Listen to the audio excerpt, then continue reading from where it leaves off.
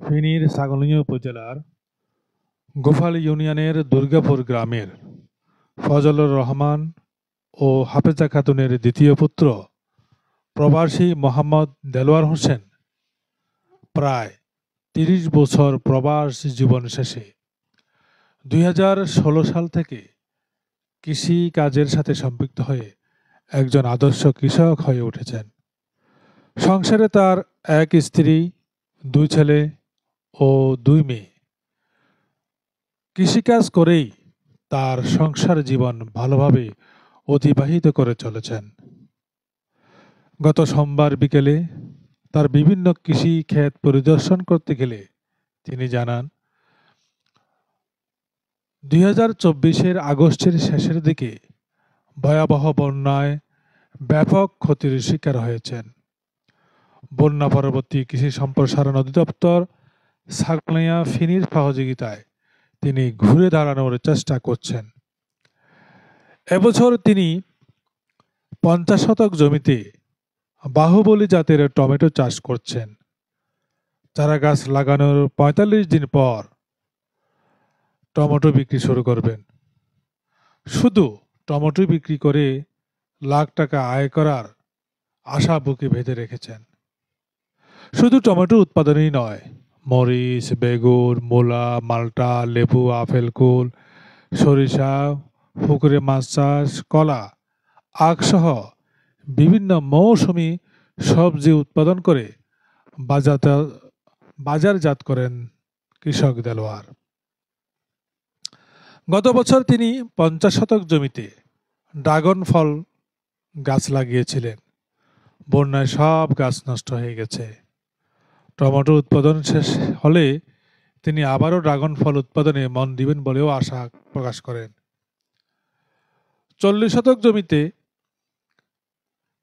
১২০টি মাল্টা গাছ লাগিয়েছেন। ভয়াবহ বন্যার কারণে গত বছর লাভের মুখ না দেখলেও এবছর লাখ টাকা আয়ের সম্ভাবনা রয়েছে তার।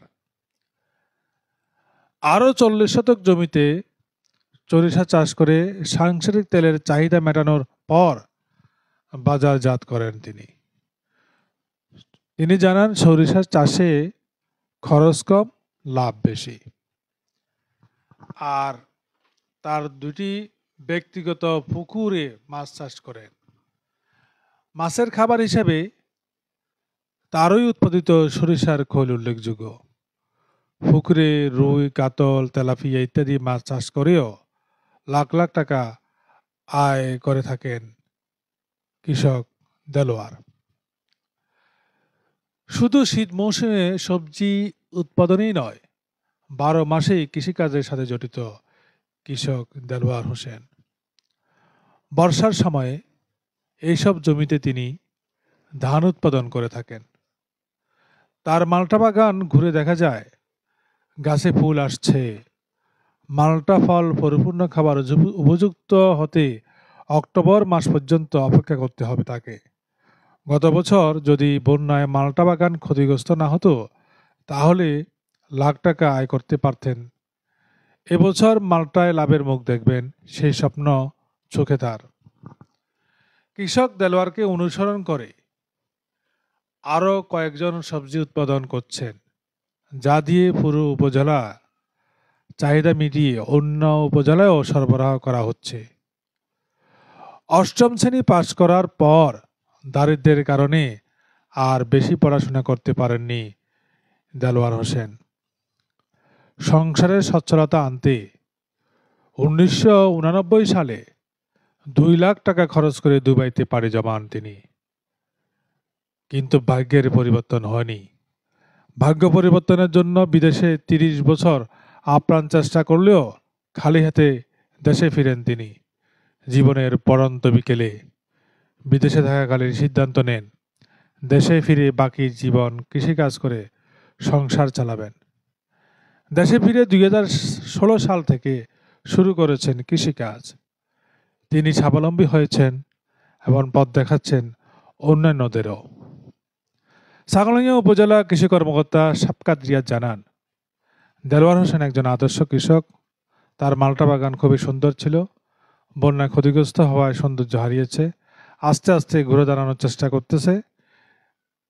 তিনি কৃষি বিভাগের বেশ কিছু প্রদর্শনী বিগত সময়ে অংশগ্রহণ করেছেন। শুধুমাত্র একজন আদর্শ কৃষক নয়, তিনি একজন উদ্যোক্তা। অনেকে তাকে অনুসরণ করতে পারে। কৃষি সম্প্রসারণ অধিদপ্তর ফেনী উপপরিচালক মোহাম্মদ একরামউদ্দিন জানান, উপজেলা কৃষি অফিসের মাধ্যমে কৃষি উৎপাদন বৃদ্ধিতে কৃষকদের পরামর্শ ও সহযোগিতা করা হচ্ছে। এখন টমেটো বাগান করছি, মরিচ বাগান করছি, মালটা বাগান আছে। এই নিয়ে আসি। আমার ওই পুকুর আছে, পুকুরে মাছের চাষ করি। ওই কলা বাগান আছে। এখানে আখ ক্ষেত ছিল, আখও বন্যা নষ্ট করে ফেলেছে। এখন এটা নিয়ে আসি।